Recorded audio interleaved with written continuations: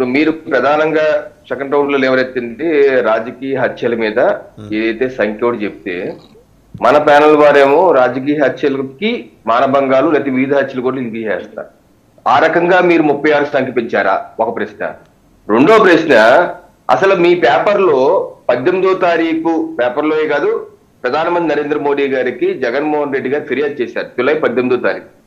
ఆ యొక్క ఫిర్యాదులో ట్విట్టర్ అకౌంట్ లో కూడా ఉంది, వాళ్ళ పేపర్ లో కూడా 19వ తారీఖు పబ్లిష్ చేశారు. ఇదిగోండి వాళ్ళ సాక్షి పేపర్. ఏమన్నారంటే 31 హత్యలు ఈ ప్రభుత్వం రాష్ట్రంలో ఎన్డీఏ ప్రభుత్వం వచ్చాక 31 హత్యలు జరిగాయని చెప్పి 18వ తారీఖు ట్వీట్ లో 19వ తారీఖు వాళ్ళ పేపర్ లో పబ్లిష్ చేశారు. అయితే 19వ తారీఖు వినుకొండకు పరామర్శకు వెళ్ళాక జగన్మోహన్ రెడ్డి గారు ఆ సంఖ్యని మార్చేసి 36, ఇదిగో 20వ తారీఖు జూలై 20వ తారీఖు వాళ్ళ పేపర్లో ఇచ్చింది 36 రాజకీయ హత్యలు. అంటే 24 గంటలు తిరగకుండానే 31 అన్న సంఖ్యని 36కి పెంచేశారు. ఏ రకంగా పెంచేస్తారండి? ఇదేమన్నా ఎండ గంటకు పెరిగిపోవటానికి, లేదా వర్షమా గంటకు పెరిగిపోవటానికి 24 గంటల్లోనే 5 హత్యలు అదనంగా ఎలా అయిపోయిందండి? ఇందాక మీరు ప్లే చేశారు మిథున్ రెడ్డి గారి ఒక ప్రెస్ కి ఇస్తుంది, దానిలో కూడా మిథున్ రెడ్డి గారు 31 అంటున్నారు.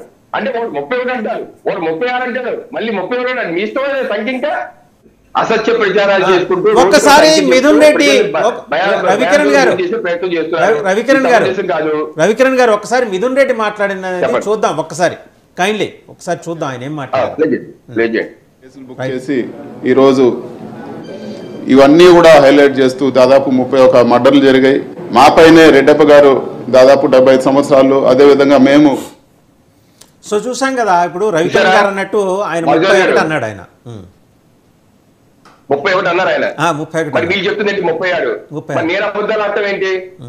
గంటకో మాట రోజుకో మాట చెప్పి రాష్ట్రాన్ని భయాందోళనకు గురి చేస్తూ అసత్యాలు ఢిల్లీలో ప్రచారం చేసే పని పెట్టుకున్నారు. మా ప్రభుత్వం వచ్చిన రోజు నుంచి వీళ్ళ పేపర్లో రోజు చంద్రబాబు నాయుడు గారు ముఖ్యమంత్రిగా చూడలేకంట రోజుకు 300 మంది ముందాకి వచ్చిపోయారు, ఆత్మహత్య చేసుకున్నారని చెప్పి రోజు సీరియల్ సమాధానం